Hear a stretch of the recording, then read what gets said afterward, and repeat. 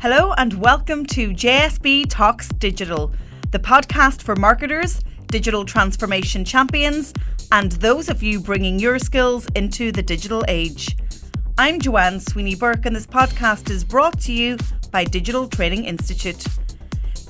Be sure to subscribe to JSB Talks Digital. You'll find us on iTunes or Spotify. And my promise to you is that the 20 minutes you invest each week with me for free will take your digital and social media knowledge to new levels. In this episode, number 99, I focus on the higher education sector and how it can leverage social media for a variety of business and academic KPIs. Coming up in today's show, in social media news, Snapchat Spectacles 2.0 are released, Facebook tests the downvote button, and WhatsApp raises the minimum age of use from 13 to 16. I interviewed Dr. Glenn Hurst, lecturer and assistant professor at University of York in the UK. In shoutouts, 3 universities mastering social media. Ask JSB, in JSB's column, my presentation from the Trinity is Social event, and find out what social media tool saved my working week.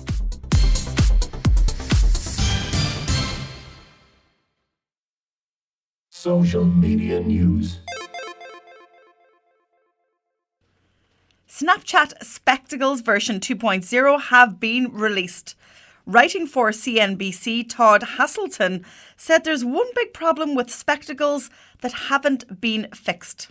Todd says they still look silly. Snap's new smart glasses let you record video and photos and upload them to Snapchat. The company describes them as sunglasses that capture your world the way you see it. Press the button to record a 10-second video. Press again to keep recording for up to 30 seconds. And press and hold to take a photo. You can even make a splash with spectacles because they're waterproof. Snap says they can even take a photo or video in shallow water. And guess what? You can now buy them from Ireland, with Snap having launched a .ie website. Find out more at spectacles.com/IE. I don't have a pair of Snap spectacles, but I can tell you I'm tempted. But there's one big problem for me, and it's not that they may look silly. I won't see a thing because I wear glasses and I haven't tried to use contact lenses just yet. Anyway, I'd love to know if you have a pair and what you think, so send me a snap in your world to JSB Snaps. Would you welcome a downvote button on Facebook? Well, it seems we might have it soon. Facebook started testing the Reddit-style upvote and downvote buttons on comments back in February.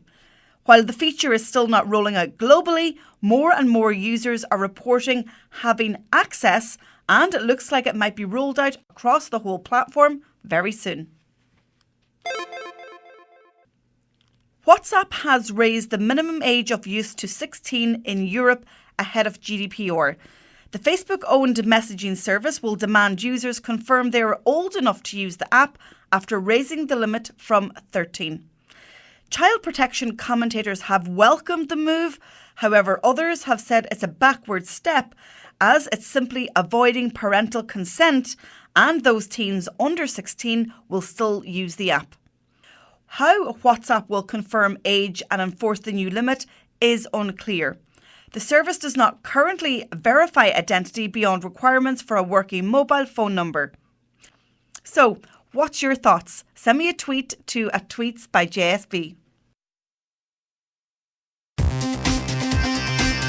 Interview. In this episode, I interviewed Dr. Glenn Hurst, lecturer and assistant professor at University of York in the UK. Glenn works at the Department of Chemistry. He completed a degree in chemistry at Durham University, followed by a PhD in chemical engineering, specialising in polymer chemistry at Newcastle University. Glenn's areas of research include a blend of green chemistry education, utilising social media in higher education and active learning strategies to transform the student learning experience and confer a deep understanding of subject matter. Glenn regularly publishes in the chemical education and higher education scholarly literature. He's recently been recognised by JSB as being one of the top 10 social media superstars in higher education, and for that reason, I invited him on JSB Talks Digital. JSB Talks Digital. So I'm delighted to be joined in this episode by Glenn Hurst, who is lecturer and assistant professor at University of York in the UK. Glenn, delighted to catch up with you because we met each other a week ago. That's right. Thanks so much for inviting us to speak this afternoon. So you delivered a wonderful presentation at the Trinity is Social event at Trinity College Dublin, as I mentioned. Let's give the listeners and viewers a little bit of background in how long you've been using social media for your academic work, because I have to admit, organic chemistry is not the sexiest topic. However, when you bring it alive on social media, it's pretty interesting. Mm-hmm. No, absolutely. I mean, I've been utilising social media for academic work for about 3 years now, so not particularly long, since about May 2015. And initially, I was quite reticent to actually share personal information and such like online. I was very careful about that. But now, having realised the benefit, I feel as though it's really quite a powerful tool for both me to learn as a starting point, and also to facilitate learning. So I actually started with Twitter, and that's been great for my own continuing professional development and actually engaging with the chemical and more general science education community. And it's really evolved for application with my actual students. And you mentioned organic chemistry there. I mean, as I say, I'm focusing on learning at the moment.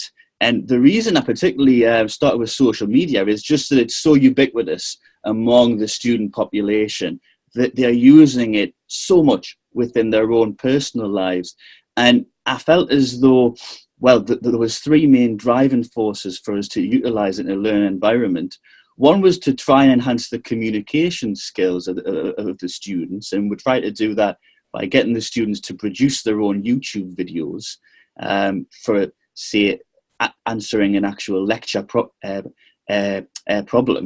and a mechanism for me to provide feedback to students, and also, as I've tried to do with organic chemistry, to engage the students with why and how this organic chemistry is actually relevant in their everyday life by trying to show real-world examples. And social media has been absolutely fantastic in giving us a vehicle to try and achieve that. So I love to hear you admit that you were reticent. Personally, you didn't want to go online, but once you discovered the benefits, you know, for your own CPD, but then academically you were bought in. Did your enthusiasm spread throughout the university? Yes, I think actually based upon the projects that I actually started. So I've actually mentioned the YouTube one there. Another project was actually recently utilising Snapchat, and this has been extremely powerful mode to actually engage with the undergraduate students. So what I did was formed a class account, and there was kind of 4 main purposes of this account that the students followed. The first, as I've mentioned, was to kind of get the students to contextualize the subject matter in the real world. And I did this by sharing pictures and also videos of, say, kitchen chemistry experiments, or indeed, I love playing golf. So I was talking about the actual chemistry behind golf when I was actually playing on a weekend. Also, I've tried to use Snapchat to actually show the students experimental techniques that they'll be subsequently doing in a future lab session. I've used it to give them a glimpse into what life is like in actual research labs, and be able to share the expertise from older students, from, say, postgraduate students, and that'll also give them a glimpse into what it's going to be like when they subsequently do research in the later years. So we're trying to scaffold that, and also try to just share more of my professional life, and hopefully that'll lead to the students kind of humanizing me. And so in terms of what the students think about this, is they really like utilizing YouTube because they become global educators. So not only are they doing it as part of an assessment, or in some cases it might not necessarily have to be part of an assessment, but they're actually teaching others. So as well as developing their communication skills, there's benefits there. And in terms of the work on Snapchat, they say that they feel more engaged, and that they have an actual deeper understanding of the actual chemistry by seeing the way that it's been applied. So looking at how perhaps staff have actually viewed this, I think that there perhaps is an initial barrier to customizing oneself to how social media works if you've never used it before. But the actual platforms that I've been utilizing are just so easy, and I think that's helped other staff to actually adopt these platforms in their own, be it teaching, dissemination of, say, research outcomes, looking for collaborations, advertising the actual department, yes. And as part of my work with Snapchat, I was lucky enough to get a JISC Times Higher Education Social Media Award, and that was really great at getting that message out there, both institutionally and externally too. And based on that, the feedback that I've had so far is that these social media platforms are enabling, in the sense that instructors want to actually try it out because it's so easy and because they've seen how well it's worked with the students at chemistry at York. So I was going to ask you, have you become a better lecturer? But I think that you have, because you're enabling, facilitating, and seeking out engagement with your students. So I think you've totally answered that question. But let's talk about the internal processes and what you had to go through to bring, your job and social to where it is now, because that surely didn't happen overnight. No, I mean, what I would say is there was an institutional social media policy which we do have to abide by. And I think that can get particularly hairy when, for example, you include faces. So pretty much all of the faces that I've sent via Twitter, Instagram or Snapchat have been my own, or directly asked permission of, say, researchers. This is what we're going to use this video or image for. Are you happy with it?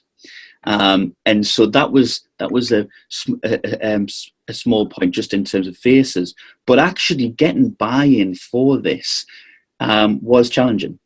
And I think I was perhaps in a luckier position than perhaps similar colleagues in other departments, because we already utilize social media for admissions and to promote what we do, and it works. So I was perhaps lucky that I simply just wanted to apply it to help student learning. And so by putting a case forward to our colleagues, and bearing in mind this was going to enhance our departmental use of e-learning, which needed to be better, I actually managed to get that buy-in that way. But I would say if you do want to try it out, my key message is it's quite easy.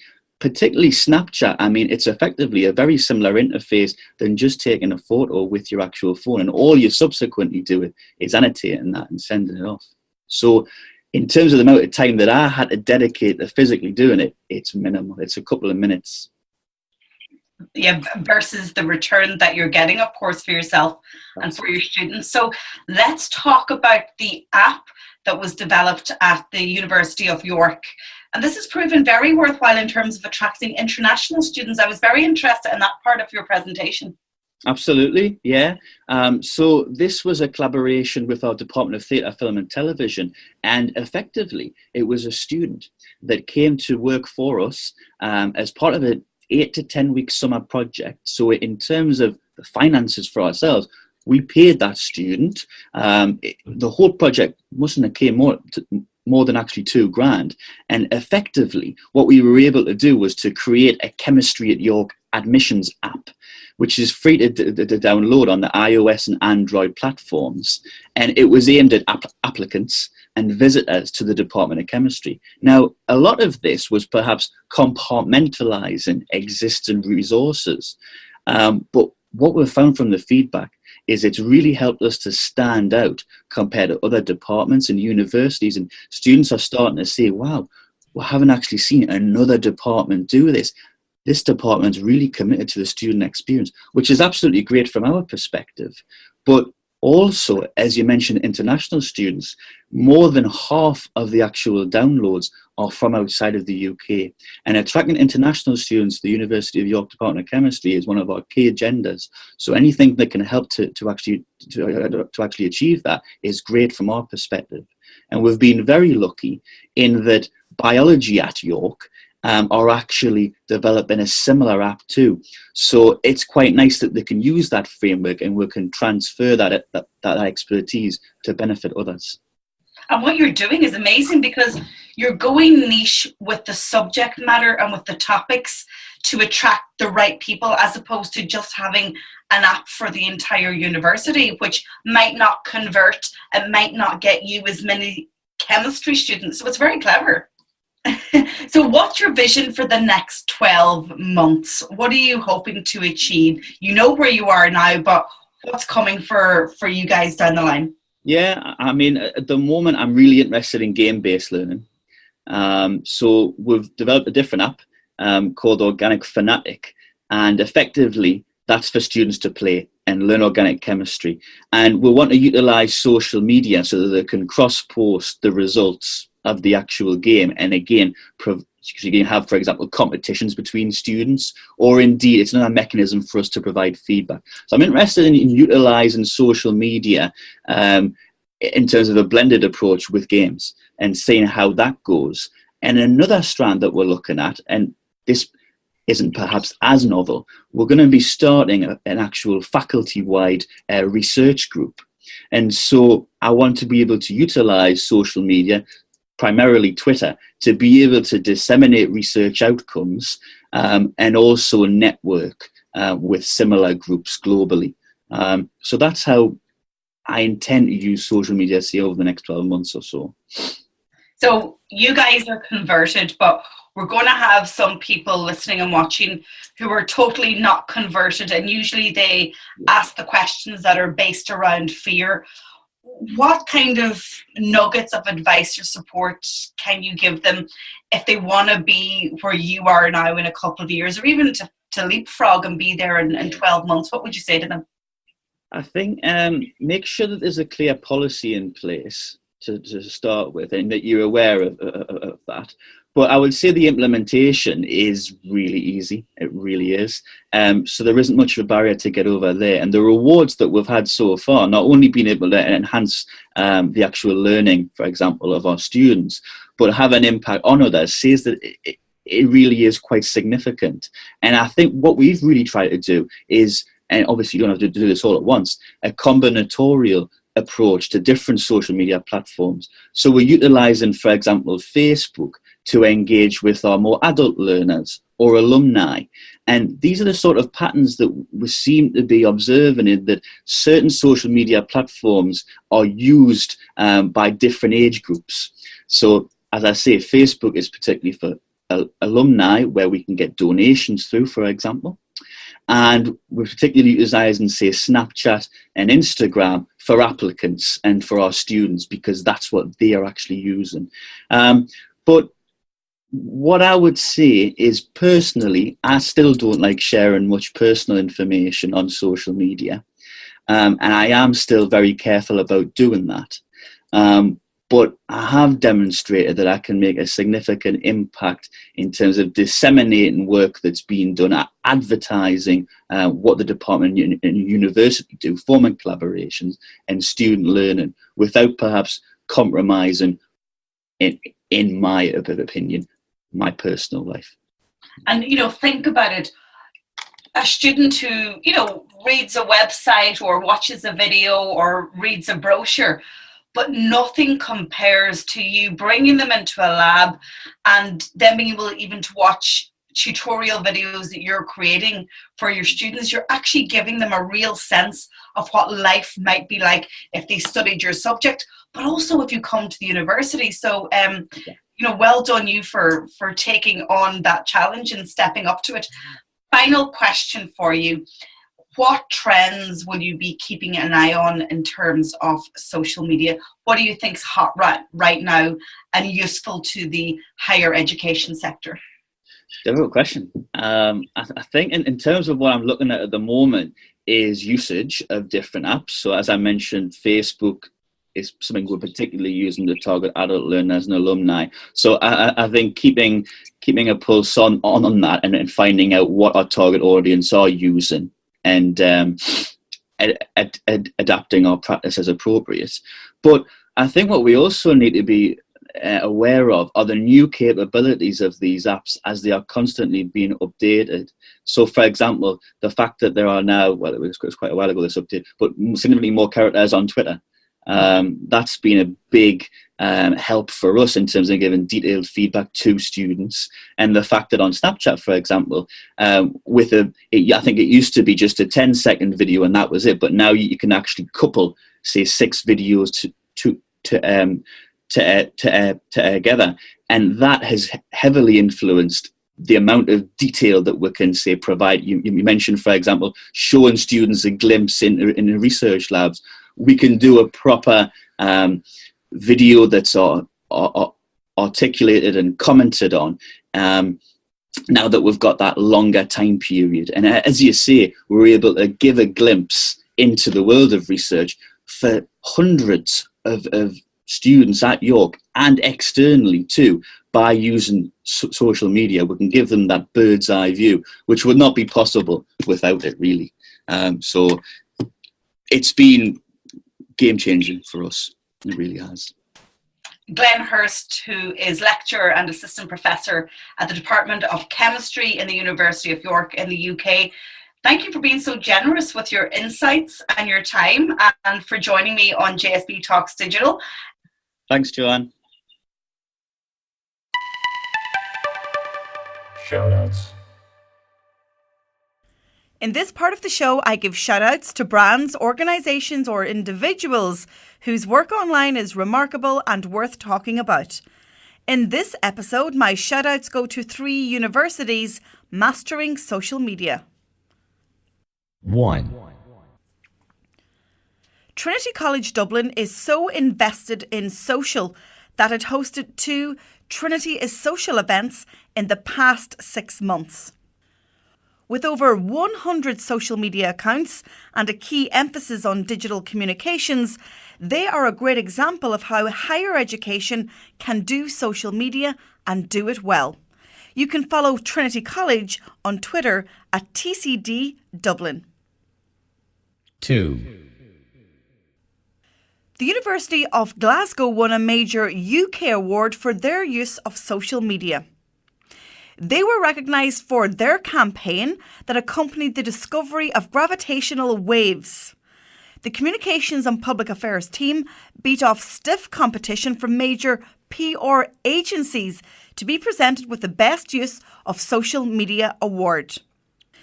The social media campaign was directed by Emma Gilmartin, the university's social media manager. The judges said the team showed bravery by choosing social media as the only medium through which to communicate a complex message in a very sensitive way.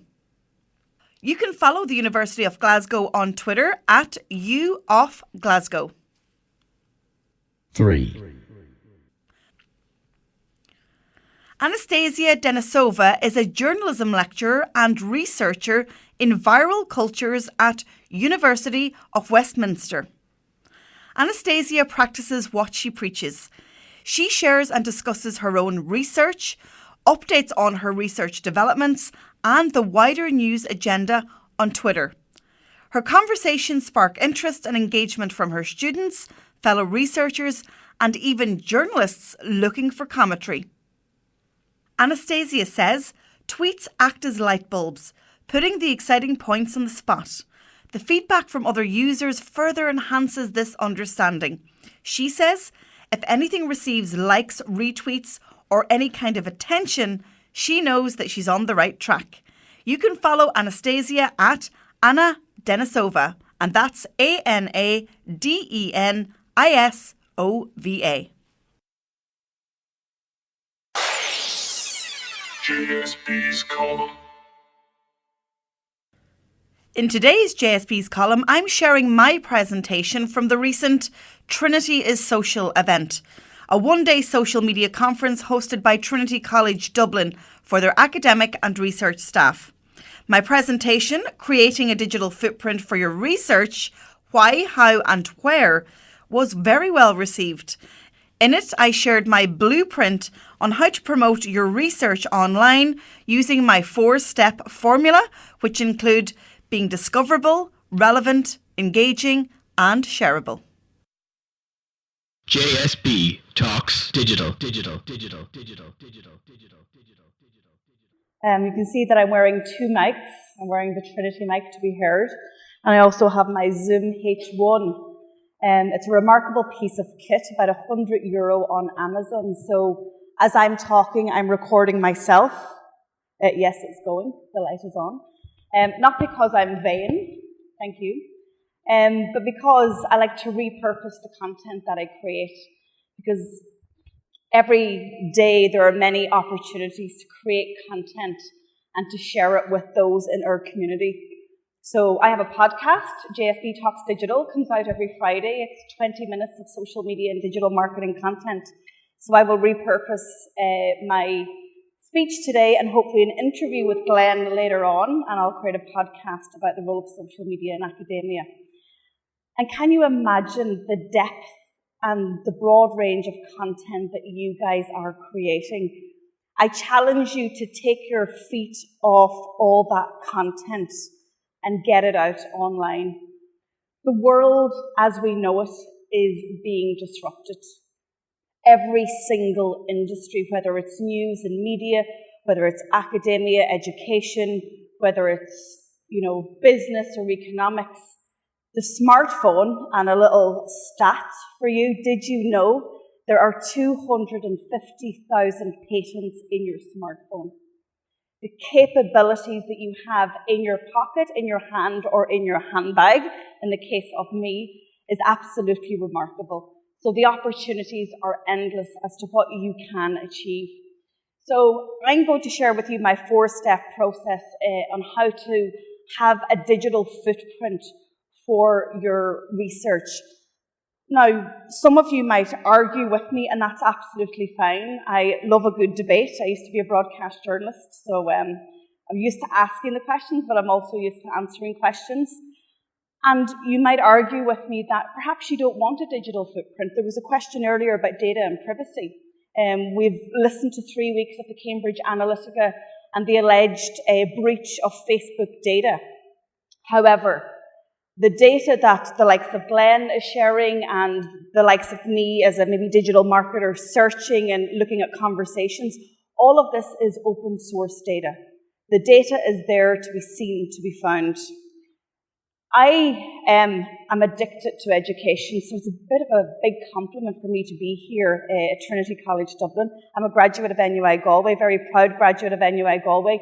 But I happen to undertake 2 master's degrees, one in journalism back in the year 2001, and one just a couple of years ago. And that academic research led me to writing and publishing a book within 6 months.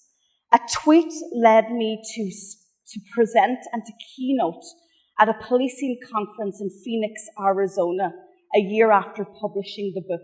The book was how law enforcement and police agencies are using social media for crime investigation, public relations, and community engagement. And Shane already mentioned how in Garda Síochána are using Twitter very, very well. And in actual fact, chapter 8 of that book is a bit of primary research on how in Garda Síochána use social media. And it was the first bit of research to be done in that field. And thankfully, they allowed me into Phoenix Park and answered all my questions. But the point is, I don't have a faculty. I don't have a press officer. I leverage the power of the internet to build my community, to understand who were influencers in law enforcement and social media. And I found very quickly that the lady was Laurie Stevens, who worked with the US State Department and many police forces across the United States and Canada. So when I reached out to her on Twitter, because obviously I knew her work, I had quoted her in my academic research and in my book, I asked her to write the foreword for my book. And it led to her inviting me to speak at that policing conference where the Pentagon bought 3 copies. I was able to carry 27 books to the United States on the back of the baggage allowance that Aer Lingus had given me. So I sold all of them, so I come back with lots of dollars as well. But it wasn't about the dollars.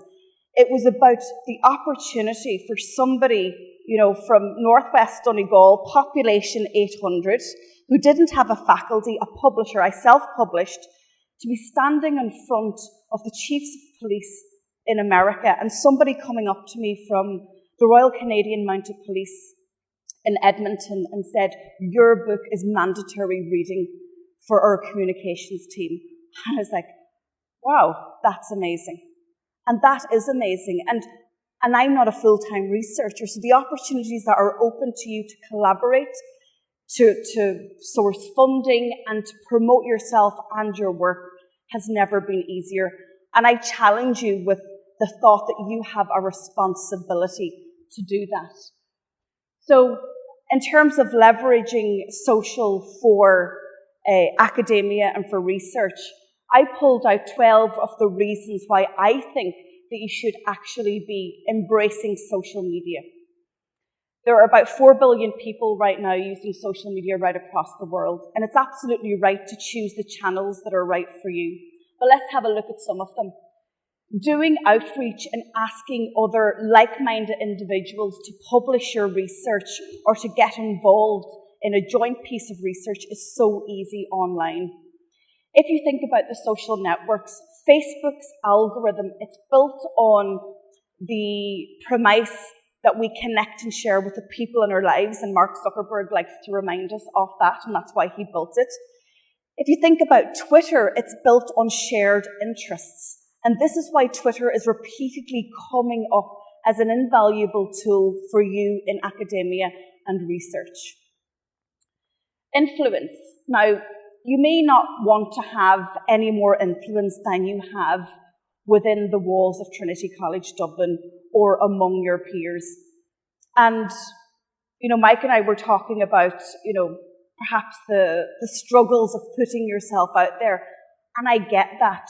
But recently I worked with the Presentation Sisters Union. So they're an order of nuns, average age right now, 60 years of age. I helped them with their digital strategy and they launched online. And when we did the launch and I looked out to the room, and it was, and I said it to them there, and they wouldn't mind me saying it again, and they're on Twitter now, I saw just grey heads, 99% women, and I said, you are here because your research and your work matters. Your legacy should and must be left online. And they got it. And that's the responsibility that you hold now, not just to share the research with the people that you think should own it or should read it or hear about it. The responsibility is much, much broader than that. And you see the competition Queen Bee. 20 countries, 40% from outside Ireland. People want to engage. The current consumer right now is called the empowered consumer. That's all of us. We're using our smartphone because we're curious and we want information. And by 10 a.m. in the morning, there are 1 billion searches on Google. And when people search on Google, they're searching with intent. They absolutely want to know and want to get the information that they need. The branding of Trinity. You're also deepening the digital footprint. As your employer, you have a responsibility to them, and you can see the amazing work that Sharon and her colleagues have done, building the capacity of social media by virtue of you being here, increasing your knowledge and bringing what you're doing to a broader audience. I'll talk about discoverability in a minute. but just to say you want to be found, and you will be found. Engaging with the right people, and I'll talk about that. The reciprocation of research. The world of social is actually very friendly. I know we can come across trolls and people who want to take us down, but by and large, people will reciprocate. If you ask for a retweet, if you ask for an introduction, if you ask for somebody to, share your work, they absolutely will. Publicity, great presentation by Thomas in terms of the integration of traditional media and social media. It's no coincidence that Stevie got a seat on the Ray D'Arcy show. I mean, if you watch the Late Late Show or the Ray D'Arcy show, primetime television shows, those producers are actually looking at what's trending online and they're making it mainstream news. So something as difficult as research to get into the public domain is now much, much easier. Talking about your network, I'll show you about the what I call the PPP ecosystem and how you should be leveraging that. One very interesting thing about social media now is social listening. Somebody mentioned the current referendum debate that's going on and how researchers are stepping in to communicate fact because we're living in the era of fake news, and it's one of the downsides of social media. I did a study, a mini study, I wouldn't even call it a study, a little bit of research using open available data. And I used a tool called TalkWalker Quick Search. And I actually analysed all the social media content from the three main campaigns: Save the Eighth, Repeal the Eighth, and Together for Yes. Three major campaigns. And I was able to see who was winning share of voice on social media. I'm going to track that along the way and then compare that against the final results. Because social media is playing a massive role in shaping public opinion in terms of narrative. And the work that you were doing, maybe up until this decade, was probably work of the few. But now your work is work of the many. And it is, and it should be mainstreamed. Crowdsourcing. I predict that funding that's really difficult to get your hands on, a lot of it in the future will be crowdsourced and crowdfunded, where you will have organizations in industry, so in public and private sector life, who will actually come together, see your causes, look at the research that you're doing or perhaps what you want to do, and they will actually invest in it. It's a thing already, and individuals who maybe are suffering illness and need to fundraise are using it. And then finally, one of the brilliant things about social is the availability of data and measuring the metrics that matter to you. And at the outset, you can set down your KPIs. How many people do I want to reach with my research when I launch? Why can't you reach 3 million people within the first 6 months in 25 countries? KPIs like this, you can set down and you can absolutely measure. So, the 4-step approach then to leveraging social for academia and research: being discoverable, being relevant to those who have shared interests with you. You know, Shane said it earlier, Twitter's a very noisy place. The internet's a very noisy place. And in fact, we are suffering from a thing called content shock, content overload, where we cannot digest the raft of information that is hitting us, because we are picking up our phones 200 times per day. And when I heard that research and that number, I kind of took a sigh of relief, because then I realized I was normal. Yes, I'm normal. I am. The shareability of your content. Journalists read press releases, yeah? Academics or students read research. But the public wants something more. You've got to repurpose all those nuggets of gold that you have to make them accessible on social media platforms. And then finally, being engaging and providing engaging content. So if you were starting out and you're dipping your toe in the social media waters, okay, before it gets to your ankles, these are the 3 platforms that I would recommend. If you were doing social media 2.0, then I'd be elevating you to YouTube and to Instagram and to Snapchat. The reasons I choose these is because they're easy, accessible, and perhaps you're using them at the moment. I have Google Plus there. Now, Google Plus tried to be a social network, but they failed, and so they've gone to social media heaven, okay? However, Google is one of the big Goliaths of the internet, along with Facebook. And so the reason that we use Google Plus now is that when you share an article onto Google Plus, it is indexed in Google within 1 to 2 hours. And I mean literally sharing the link of your research onto Google Plus and writing a little descriptor of that research or your article. It's indexed in Google, and I'll explain why Google is so important. Twitter. I call Twitter influencing the influencers. If you want to have influential conversations with anybody in your niche area of research, you will find them there, and you can influence them. And then finally, LinkedIn. If you've ever Googled yourself, if you haven't, please do that later on. Please Google yourself. I actually said this to I think it was the head of GP medicine at Trinity College Dublin. Is his name Tom? Dr. Tom, can't remember his surname. And he Googled himself, and he was horrified at the photographs of himself that he found. He's like, that's me from 20 years ago. And I said, Dr. Tom, I said, the power with it is in your hands to give the internet what you want it to say about you. 80% of the content on the internet about us, we have given it. So while other people might be managing your reputation unknowns to yourself, perhaps you should take a look. And we can control our digital footprint. The new GDPR laws that are already enforced, but in fact the deadline is May 25th, it's just a harmonization of EU data protection laws that will give us the right to be forgotten.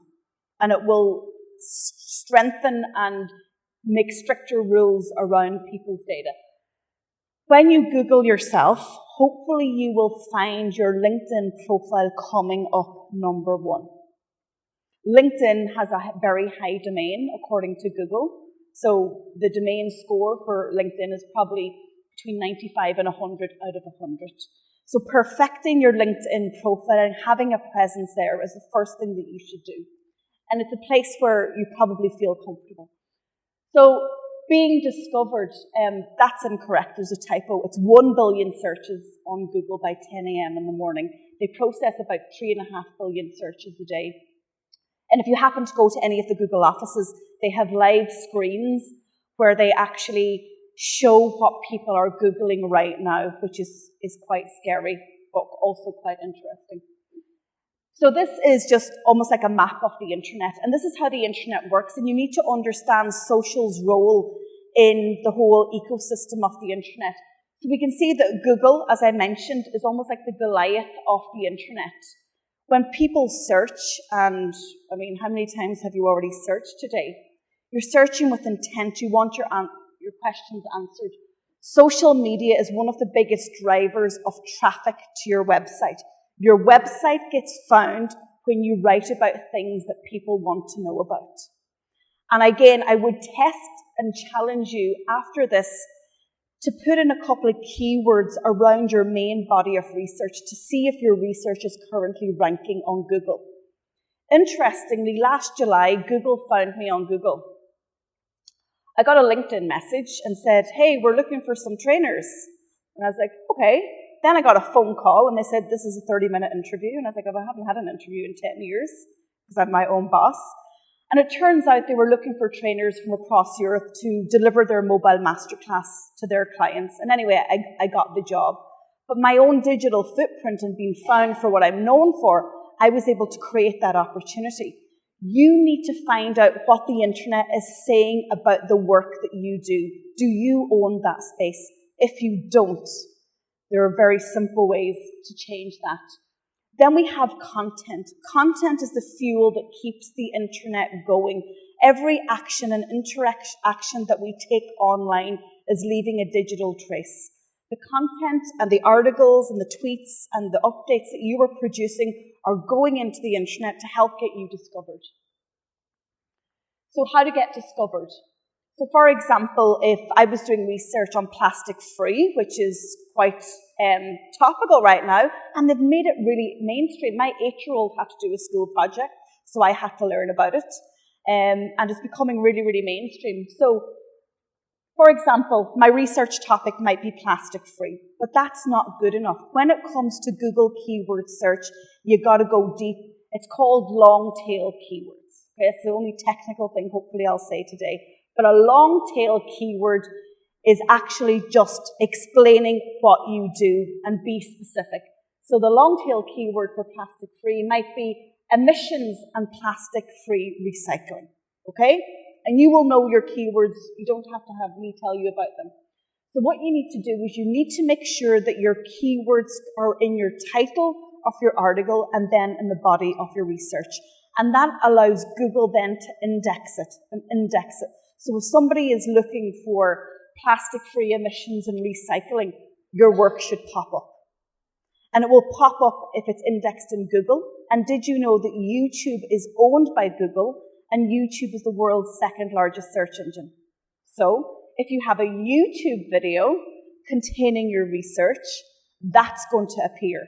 If you've published an article on LinkedIn, which you can do for free, that will appear. If you're tweeting about it and other people is talking about what you're doing, that will appear. And very quickly, the viral nature of the internet drives all that traffic to you. Social media tool of the week. The social media tool that saved my working week this week is Lee Tags.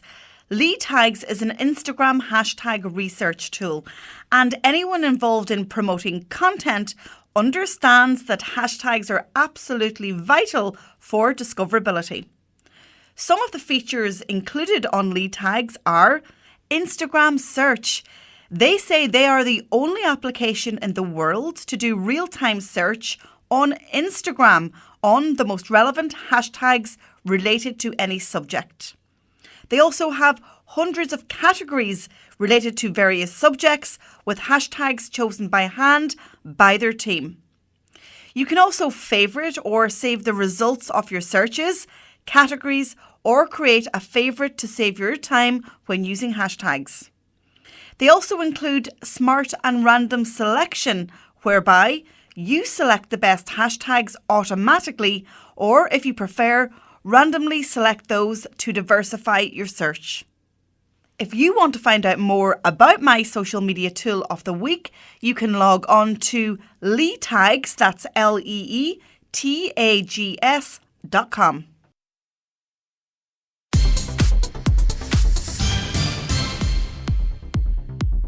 Thank you so much for tuning in to episode 99 of JSB Talks Digital. As always, I have everything discussed on today's show on my award-winning blog over at digitaltraining.ie. Can you believe my next episode is number 100? And as always, I'm going to do it live when I reach a special milestone. Please join me for the live episode of JSB Talks Digital number 100. We will be live on air from the studios of Flirt FM here at NUI Galway from 11 a.m. and you can tune in live on the Digital Training Institute Facebook page.